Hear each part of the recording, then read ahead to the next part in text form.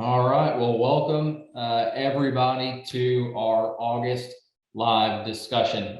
Super excited for you guys to be joining Josh and myself. For those of you who may not have ever been a part of a live discussion with us, my name's Austin. I am a part of the team here at VitalStorm. Josh Moran, he's joining us. He is one of the co-founders, the whole reason that we're here today.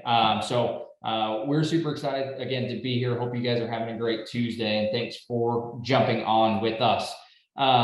Before we jump in today, what we'll really be talking about is a common, I guess maybe concern or a common conversation that Josh or myself have with home service company managers, owners, marketing directors, really kind of day in and day out, and that's really lead flow. That's kind of the common conversation as we're kind of getting into this point of the year when it's going from summer to transitioning into fall here in a few weeks. And so it's something not to worry about. We've got some helpful, insightful tips here to share today. And that's why we love being here. And we've been doing this for 10 years as VitalStorm. Josh has been doing it much longer than that, but we really want to offer insights onto how to avoid these worrying common problems that other companies might be facing as well. So Josh, before we jump in, I'll turn things over to you, let you introduce yourself, add anything you want, and then we'll jump in. Yeah, thanks, Austin. Thanks for kicking us off, man. The title of this discussion is Stop Worrying About Leads. So because of what we do, we get a lot of questions about leads, obviously. And there's a couple of questions that I've grown to dislike, and it's not because it's a bad question. It's because the answers that everyone else is giving for these questions, they don't fit, in my opinion. So people ask me all the time, Josh, how much of my marketing budget should be going towards digital? My answer is, what's kind of a long answer, but to shorten it is, it depends. It really, truly depends. Now, most agencies out there are going to tell you, oh, you should be spending 30% of your budget on digital. Well, that's different for every size company. I talk to companies that are anywhere from 2 million in revenue to 200 million in revenue. So clearly it's going to be different. Some people might only be doing digital, so clearly that doesn't work for them. I also get this question a lot, and I feel it. I feel you. I know why you asked this question. This is a question you probably asked yourself, and you've probably asked every time you've gotten on the phone with someone who's trying to sell you paid search or SEO or whatever it might be, any kind of lead generation service. You've probably had the question, what is a good cost per lead in your opinion? And so here's my answer to that. Stop buying leads. Stop buying leads. Now, people are usually shocked to hear someone who, myself, I'm in the lead generation business, tell you to stop buying leads. And it's not because you don't need to pay for leads. Obviously, we know we have to pay for leads. It takes money to make money. But with that lead buying mentality, you are going to be making decisions and seeing the world and those results through a certain lens. So instead of buying leads, we suggest that you partner with a strategy for lead flow. And we're going to talk about lead flow today, as Austin mentioned. And so you can either, have that, lead here and there and jump around finding the best lead price, or you can just solve this problem for your company and have steady lead flow. Look, we understand that your call board is literally the heartbeat of your business. If there aren't leads on that call board and there aren't appointments being run, then you're not in the home. You're not doing the work, you're not collecting revenue, and you're not paying those technicians. We feel that, we know that, we see it all the time. And so in order to keep that heartbeat alive, you've got to have blood flow. And that's what lead flow is. Lead flow is the blood flow into your call board and ultimately into your company. And so everything starts with a lead. And so stop worrying about leads, stop losing sleep over your marketing, and partner with a strategy for lead flow. So we're going to unpack that just a little bit today. This is, Austin, this is really something we should take about 90 minutes to discuss. And we're going to do everything in 30 minutes or 35 minutes. So we're going to have to cut out a lot of stuff. But don't worry, we're going to put some there's free information on our website. Go get it. It's for free. There's no strings attached. And also Austin's contact info is there at the end for any questions. We do this right here for free. There's free admission to this live discussion. We post this on YouTube and we share it for free. And we're kind of in, I don't know, those weird people that like to talk and give things away for free. So that's what we're going to be doing with this. So we're talking about lead flow today. Austin, why don't you kick us off with this discussion? Yeah, absolutely. And just to add a couple of other pieces onto what you might have shared is, I think why we came up with this topic today and why we think it's insightful for today's day and age in the digital marketing space for home service company is just there's a million things that these home service owners are trying to do right to run a successful local service company. And honestly, I don't want to be in that chair. So I mean, I'm proud of what these guys are doing for their business because a lot of them are doing a lot of the right things. But I think what we see in the most successful local service companies that we've worked with or we've talked with, or even just friends with, what they've succeeded the most in is building that steady and predictable lead flow. Because I think, like you said, that is the blood flow, the oxygen to a home service business. So they figured it out.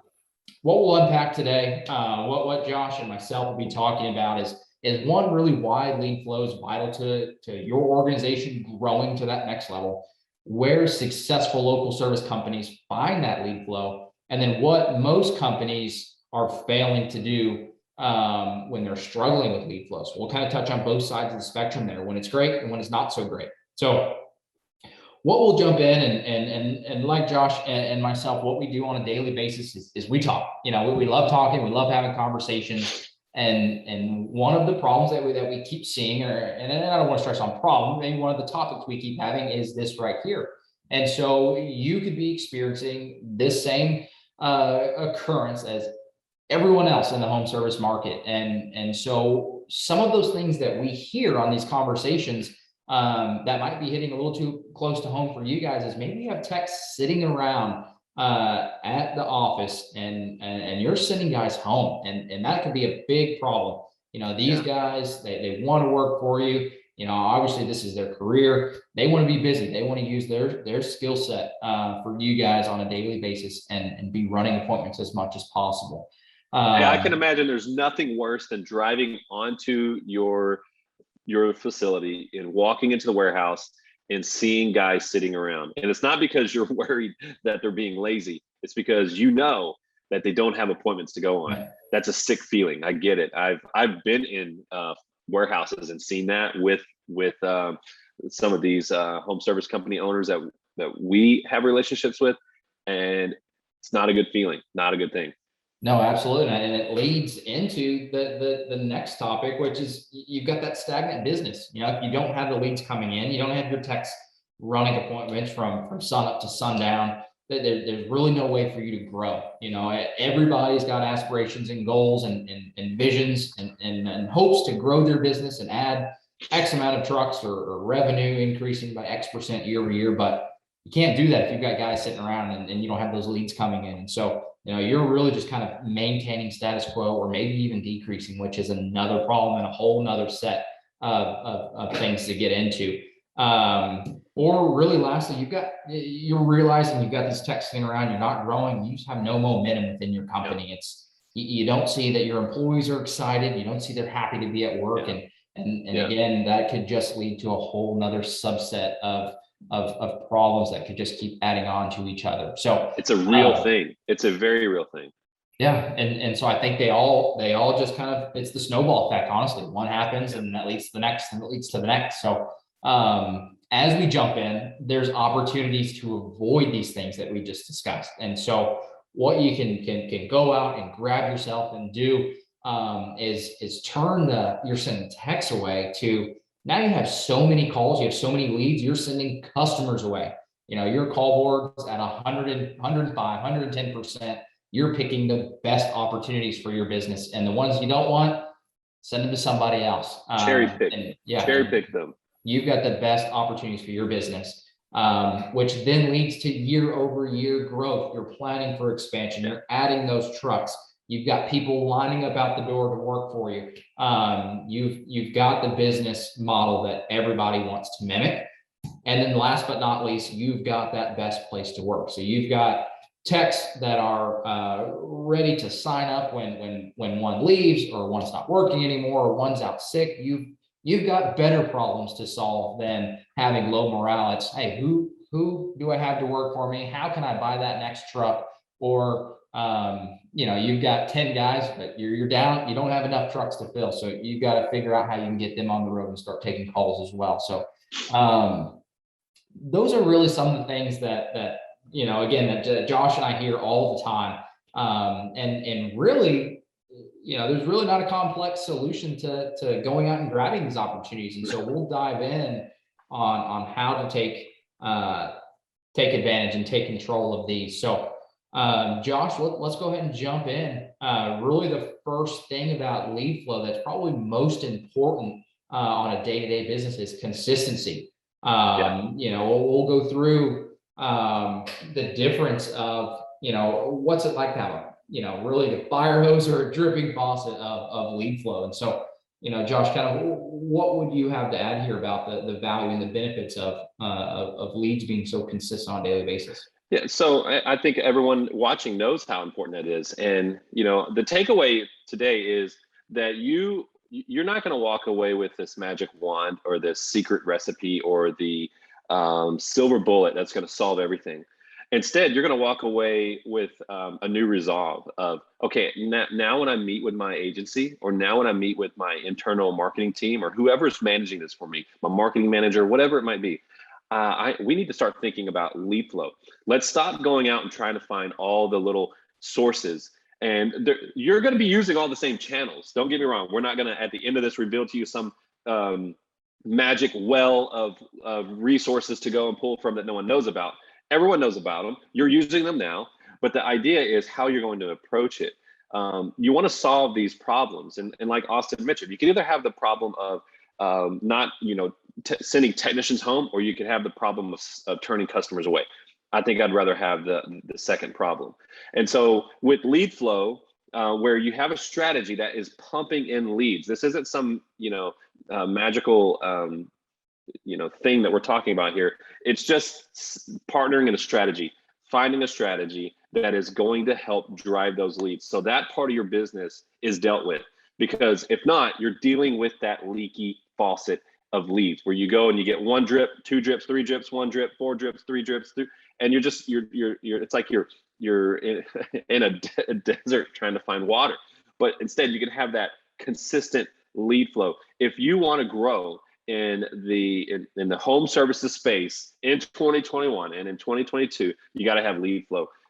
Bob's old method of Bob's Plumbing and how we get leads back in the day isn't going to work anymore. You got to have a sophisticated system for getting this lead flow in. And so think consistency.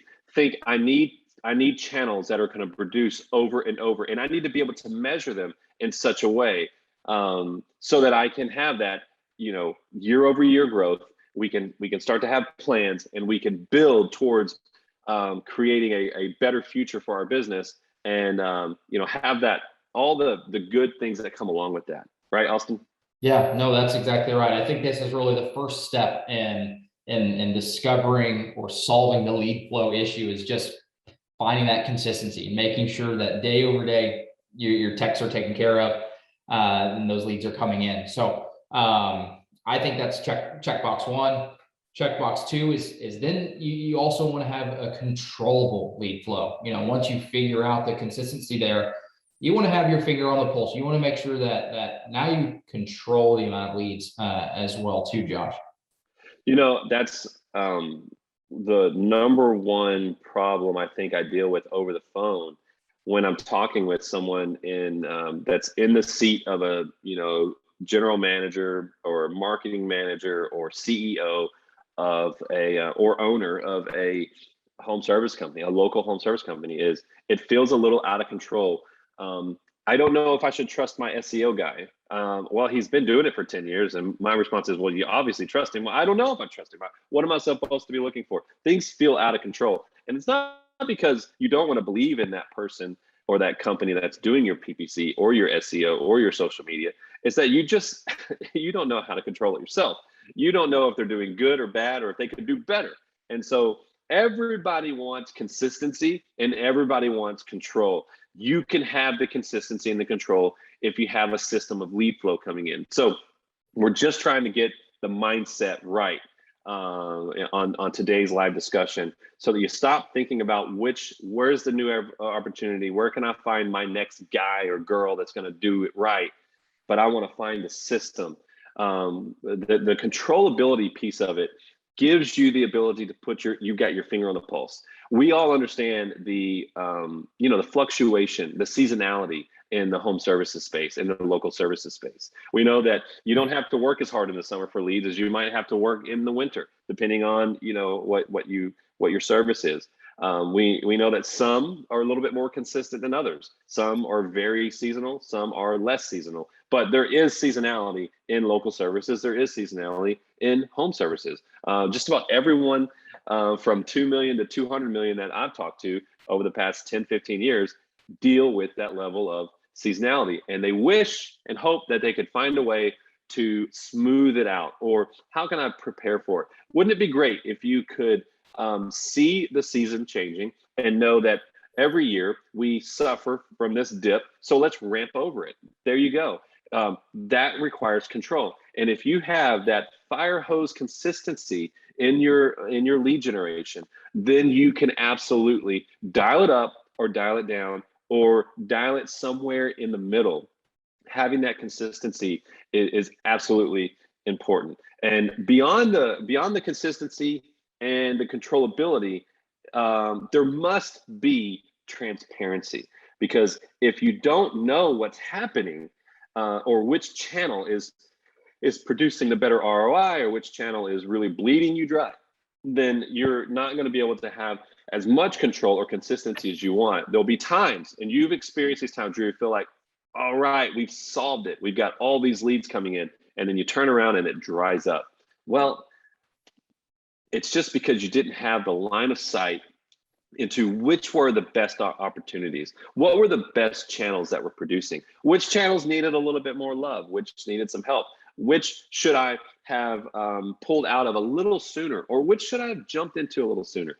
And so with lead flow, you're going to be able to have this lead generation dilemma in your business solved by having a consistent flow of leads that is controllable, but yet you need to have the transparency and line of sight into it. So I think now that we've convinced everybody that they absolutely need to get out of the rat race of grabbing up as many leads, worrying how much they should be spending here and spending there, and finding a solution that's going to provide lead flow, I think we've convinced them that they need that problem solved in their life, Austin, and they need lead flow. So what do you say we dig into 3 or 4 things that are going to help them start to unpack and discover how to get lead flow in their business? Yeah, absolutely. Let's figure out how to take action here. And so what we'll do now is let's shift gears. Let's go all the way to the very beginning. For anybody watching live today, in the future on YouTube, let's start at the very beginning. How can we build this lead flow? Say somebody's starting from step 1. Well, let's define what a qualified lead is. I think in this world of home service leads, there's a big difference between what's a lead and what's a qualified lead. So let's start here. Let's start at the basics, Josh. Man, there was a day where I literally rocked people's world by explaining to them that not all leads are leads. I think most people get that now, but believe it or not, when we started in this space, VitalStorm started 10 years ago, and I was in this space on my own before that.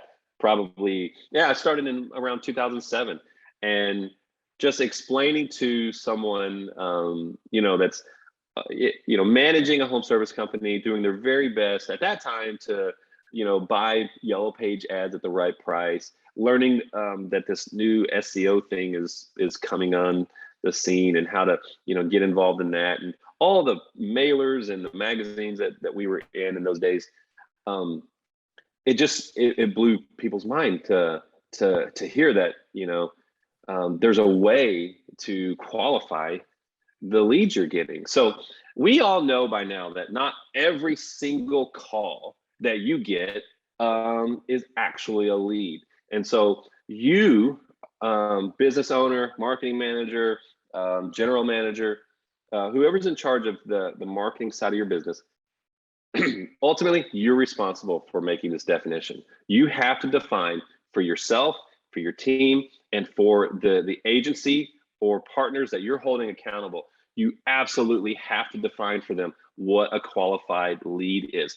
In the home services space, for most of them, it's very simple. It's someone who's calling in my service area that needs my services, and that needs it within the next day or 2 or 3, whatever it might be. Now, I know sometimes it gets further out if it's some sort of luxury thing, maybe it's not a repair, maybe someone just wants to do a remodel or whatever it might be.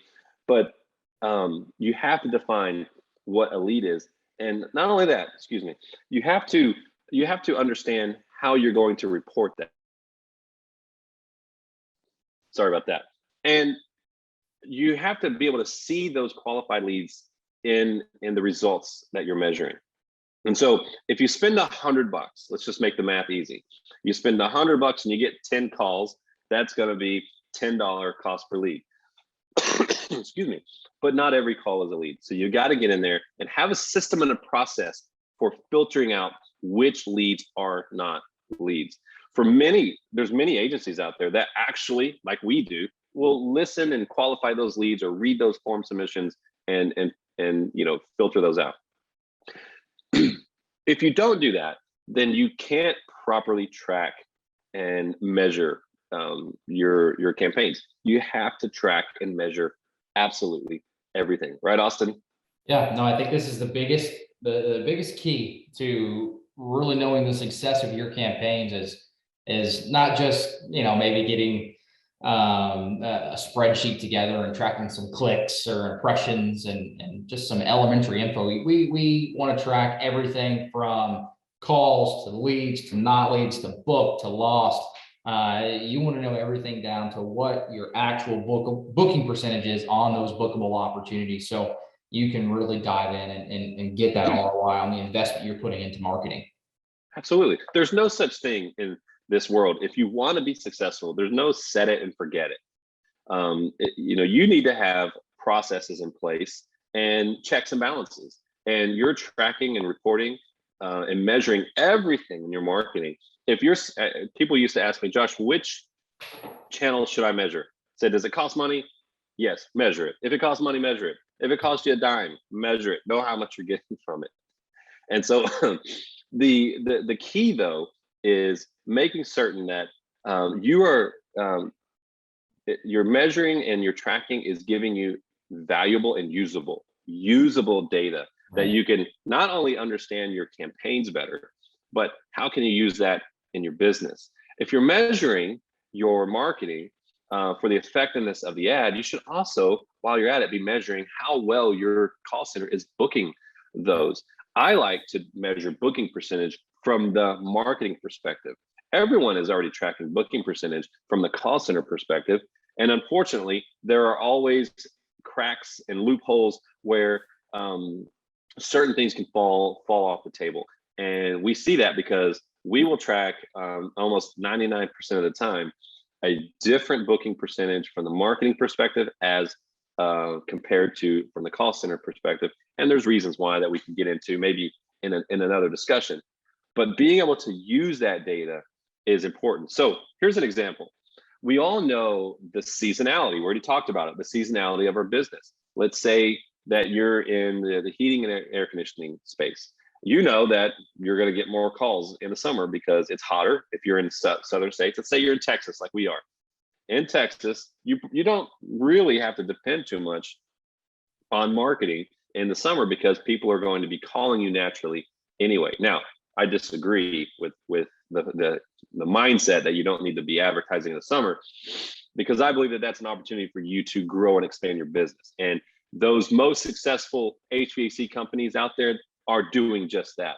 They're using that natural surge to their advantage. So here's what I'm getting at. You know that your calls are going to go up in the summer and maybe down in the fall. And you just know that by nature. You just have that gut feeling, you have the experience.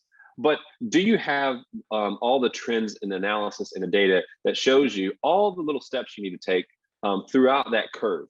Let's say you're tracking, now year over year, it's 3 years in on this new tracking system. And you know that when your call volume hits this number and your booking percentage hits this number and that cost per lead hits this number, you always see this change. And so now I see that change coming. I'm going to make an adjustment and I might save 3% or 6% or 8% on my marketing because I made that adjustment. Or we grew an additional 2 or 3% because we saw that coming. We used the data, we measure everything, and we acted on it rather than just using that good old intuition. I've run this business. My dad started this company. This is my first job. Now I run the business. I know how this works. Absolutely, you do. Nobody knows it better than you.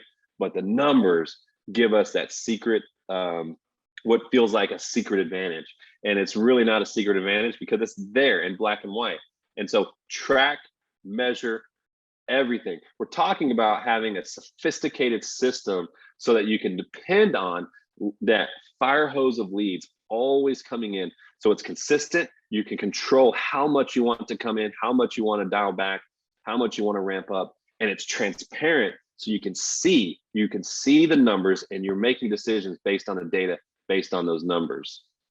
Yeah, that's exactly right. And I think another thing that this helps you do ultimately at the end of the day, it helps you invest in that solid strategy. It helps you know where the right leads are coming from, like you said, where maybe the wrong leads are coming from. Where should we be putting the most of our marketing dollars to be getting the most return on our investment there. So, I think what it really boils down to, once you have the lead flow, you know where everything's coming from, you know how things are working for your business in terms of marketing. You can invest in the right channels, have that solid strategy, and keep improving on it day over day as time goes on. Yeah, so we all have the same channels available: paid search, organic search, there's direct mail, and all the different areas of that. There's email marketing, there's social media. Nobody has access to certain things other than maybe TV or radio that requires a larger investment, and just some people just aren't there yet. But pretty much everything else we all have access to. The difference is in how you apply those things. First, change your mindset. Don't just look for the cheapest channel, the cheapest cost per lead, the secret mix of how I should be doing this or that. Be looking for a consistent, controllable, and transparent process for you to continue to pipe those leads in, because your call board is the heart of your business. And so you got to have good flow, good blood flow, good lead flow into that heart. And so through that, you'll be able to then invest in a solid strategy. So there's a number of ways that you can approach your strategy for lead generation. So most of us, almost all of us, are already privy to looking at it from a very cost-oriented perspective. And I think that's smart. We want to be responsible with the funds, with the money we have. We want to put the money in the right place so we can be as profitable at the end of the day. We don't want to overspend on leads. And sometimes we make decisions because we feel that we're overspending. So you can have a cost per lead model for going after your leads and making decisions. When the cost per lead hits this mark, we make this change. There's nothing wrong with that. That's the strategy that most of us apply.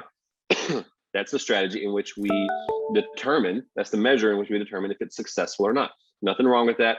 But there are also times in the year, or maybe even times in your business, when you've reached a certain growth level, that you need to shift your model from cost per lead driven to volume driven.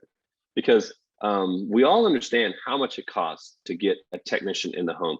So let's say, excuse me, guys, let's say that it's a 75 to, let's call it $100 cost per lead.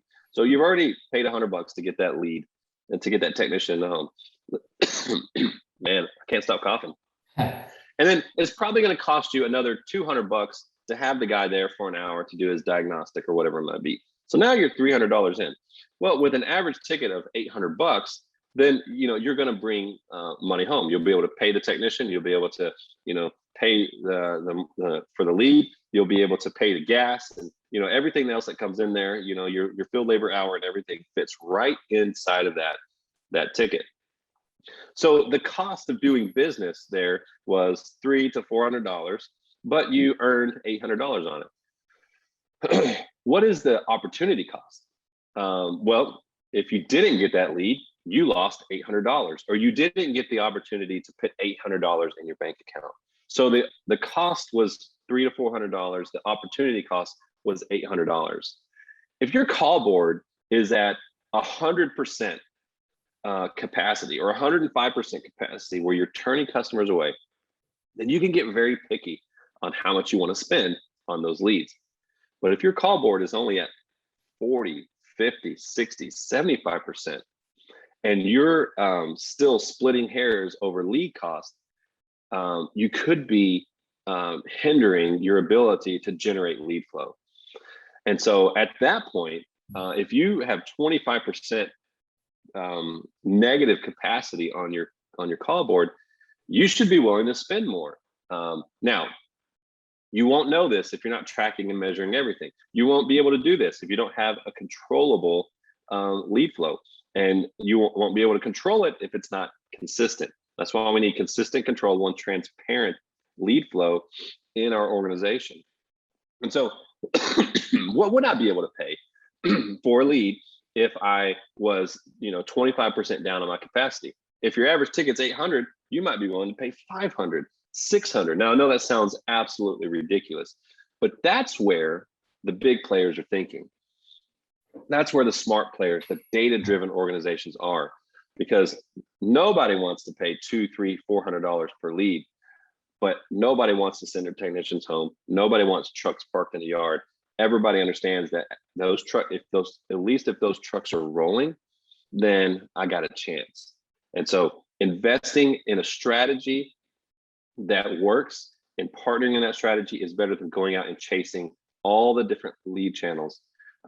You'll still be utilizing those lead channels, but the approach is different. The mindset's different. The understanding is different, and the execution is different. And now you're running this organization, the marketing piece of your organization, just as sophisticated as you're running the other pieces of that organization. Austin, anything to add while I grab another drink?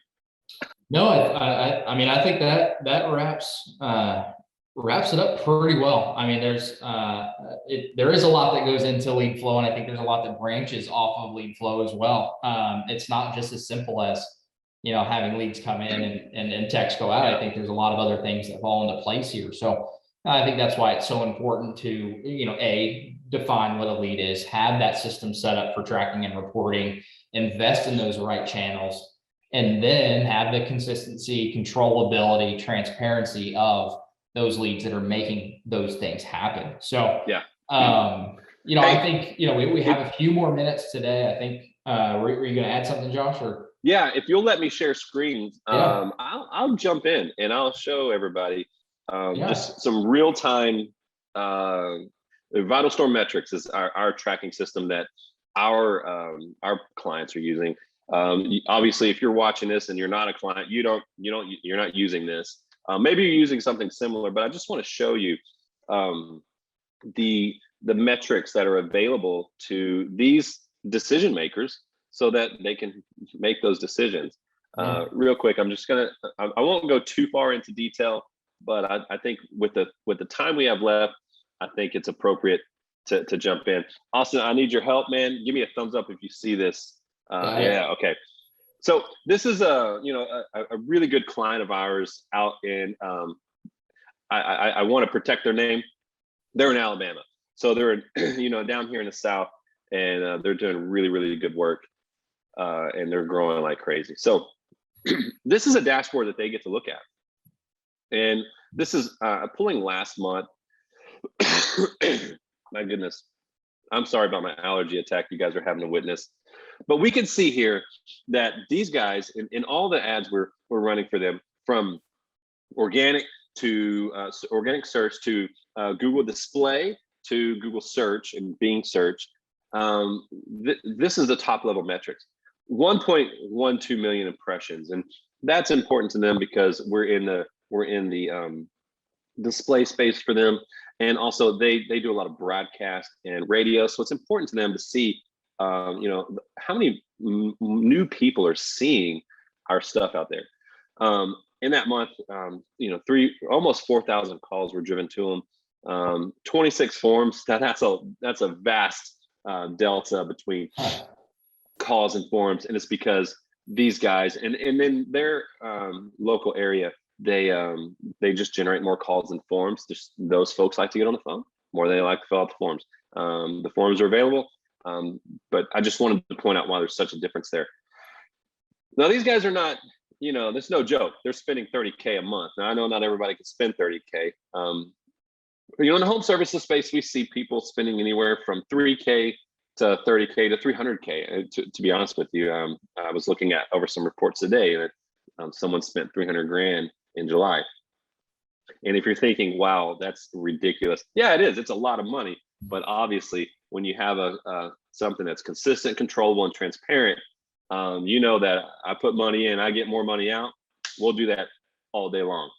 And so they, and this total campaigns these guys produce, you know, almost 2,000 clicks. Now, that's high level stuff. We're going to drill down just a little bit, just so you can have some understanding of what's out there that you should be looking at in your marketing. Now, we're only talking about digital marketing because that's all we touch. You're probably involved in other things like direct mail or email marketing, whatever it might be. There are similar things you should be tracking as well, but we're just going to focus on, let's just focus on paid search and organic search for this purpose. So drilling down a little bit for these guys specifically, these are their campaigns that we're running for them. I want to focus just on one. We only have time for one, but on their Google search ads, you know, of that 1.1 million impressions, you know, 23,000 of those were search. And those are search impressions are, in my opinion, way more important than any other impressions, because those are ads that are being served up to people who are actively in market looking for your business. So we want to see that number grow. But we also want to make sure we're generating a good call volume. So, you know, of just the search, Google search ads, 1,600 calls in the month of July. That's important to know, because we want to know how much we spent, what are we getting for it, and comparing that to the previous month, what can we expect for the next month? How does that compare to the previous year? Being able to make data-driven decisions. And then in this, that month for search alone, they spent 28,000 and got 1,300 clicks. That's not enough information. We want to go deeper. So tell me about the campaigns inside of that strategy that's actually producing results for me. What's going on here? So let me find a campaign. There's a lot in here. We've got some old campaigns, a lot of zeros that, you know, the campaigns that aren't active right now. But here's a good one down here in plumbing. 300 clicks produced 171 calls. That's a really good click-through rate, which we could look at on another report. That one campaign for plumbing drove, we spent, $4,800. Excuse me. Got a cost per lead of $27. We'll do that all day long. And so if you don't have this level of transparency, you're missing so much of the picture. So much of the story is being missed. Going a little deeper, let's look at those leads. Of those leads we got, what's going on in, what was it, 1,600 leads? 1,300 of them were new customers. Now that's huge. That's a huge number to know, because that's showing growth. We got almost 400 repeat customers, which is good. We want to continue to bring people back in and increase the lifetime value. Let's say we spent $100 or $50 or $80 or $125 to get that lead, that one-time initial lead. Well, let's get them back in so we can increase the lifetime value, which makes that initial investment that much more impactful. And so, 1,300, almost 1,400 new customers, that's remarkable. That shows growth. You might know how many calls you're getting. You might know how many of those calls are leads, but do you know how many of them are new customers versus repeat customers? Because that's really, really important. So you should expect new customers in the summer, but what does it look like in the fall or the winter, in those shoulder seasons of your business? That all goes into how you determine the success of your marketing strategy and your campaigns. Overall cost per lead, $17. Again, that's outrageously low for these guys, but it is factoring in organic as well. Let's go and look just at paid. Let's get down here. Just a summary of all the paid, excuse me again, all the paid results. 1,700 calls through search, paid search. 689 of them were the new customers. The total of new customers, including the organic, is 1,300, right? But they paid for 689 of them, with a total cost per lead of $37.97. Spending about 30K, a little over 30K. So I know that I jumped all over the place there. I did want to give you like a real time. I wanted to contribute to the conversation, the discussion today, a real time look at some real results that you could be looking for in with your agency or with your internal marketing team. And if you don't have anything in place like that, you should be seeking it out and looking for it. Austin, why don't you take over here and give everyone your information, so if they do have questions, they can at least reach out. Yeah, absolutely. So that really wraps things up today. I appreciate you guys hanging on for a few minutes over than what we had scheduled. Like Josh said at the very beginning, I think we could talk for twice as long over everything that we talked about today. So again, we love having you guys join us. We keep doing these. We've been doing these for over a year now. I think July was our 1 year birthday on these live discussions. So we'll keep doing them as long as you guys keep coming and people are watching them online. So, again, like Josh said, we love offering these insights. So you'll see, there's my name, email, phone number. And then again, like Josh said, we have so many free resources on our websites, no strings attached. You'll get an email from me with the information you request, and we'll call it a day there. So, you have all of these resources to help grow your business. So, thanks again for joining us on how to overcome maybe any objections or to stop worrying about how to build lead flow, and hope you guys can take what we offered you guys today, implement it in your business, and start to see those leads go up and up on the daily basis. So, Josh, thanks again for jumping on with us, and my pleasure. Everyone with us, thanks for being with us, and we'll see you next month. Bye. Thank you, guys.